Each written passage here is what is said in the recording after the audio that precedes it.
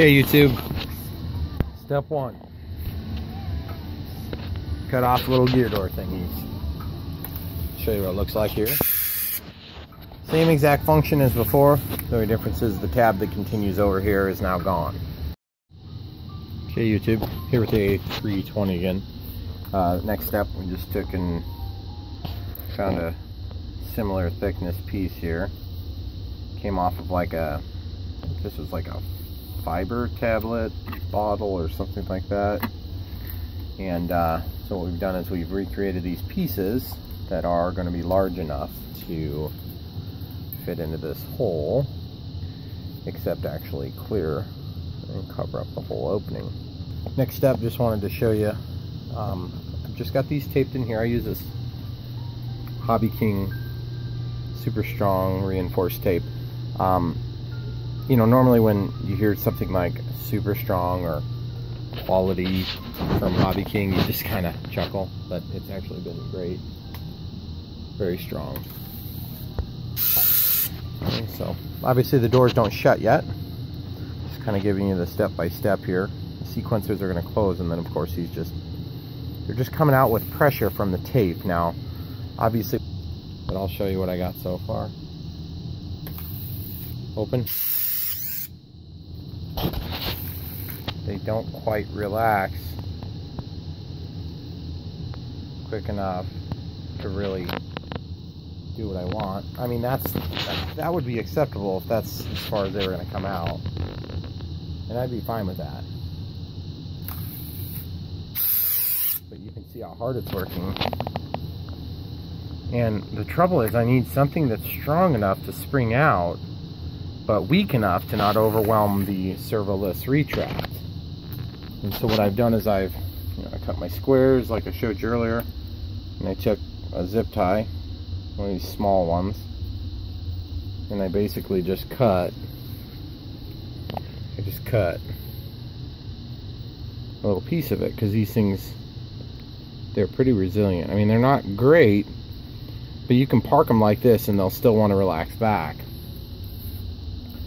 And the trouble is, really what I need is something that's going to be almost like a spring, for instance. But I'm not sure what to do, and it doesn't help that my tape is so sturdy. But I need sturdy tape to be able to ensure that it's going to hold together. So I'm really running into some catch-22s, and I mean, obviously you could grab and just pull on this and adjust everything, but you know, it does work. It's just not working as good as I want it to. Hey YouTube, Airbus A320 by Supreme-Hobbies. This is called the Super Scale A320. Notice the gear door open, the battery is in there. It is running. When this first starts up, real quick note, the gear door open, which is nice because you know it's working. The X8, I've been working on this gear assembly to have these small doors, which are more scale, operate at a different time than the main doors on the nose gear. So let's go ahead and demonstrate a normal closure here. Gear down. Wait 10 seconds. Sorry about how long that takes, guys. And then the gear door come down. Sometimes the tire, I notice, will kind of get bound up on the wheel, or excuse me, the door will get bound up on the wheel. I just have a little touch up here with the white paint that I use to make all these doors and everything color-wise agree. So I gotta do that here in just a little bit, and then you can see what I ended up settling on with these covers. I have oh, hold on, I'm actually gonna grab a light, and then this little pointing stick. And my focus on this camera is horrible, guys. Sorry about that.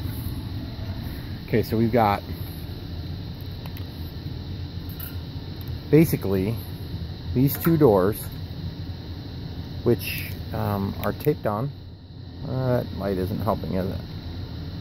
So it's taped on, which is clear packing tape doubled up. Not even really good stuff.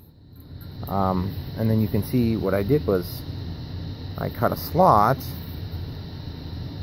here and here and here and here, with a 1/64 Dremel cutting disc, and then I drilled like a 1/32 hole.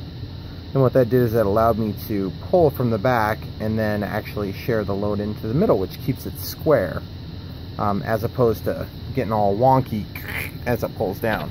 Which, if you do this, guys, you're gonna find out it gets pretty darn wonky if you're not careful. You have to do a lot more to control this than I figured at the beginning. Otherwise I wouldn't have done it. It's been a ton of work. Anyway, whatever, who am I kidding? I would have done it.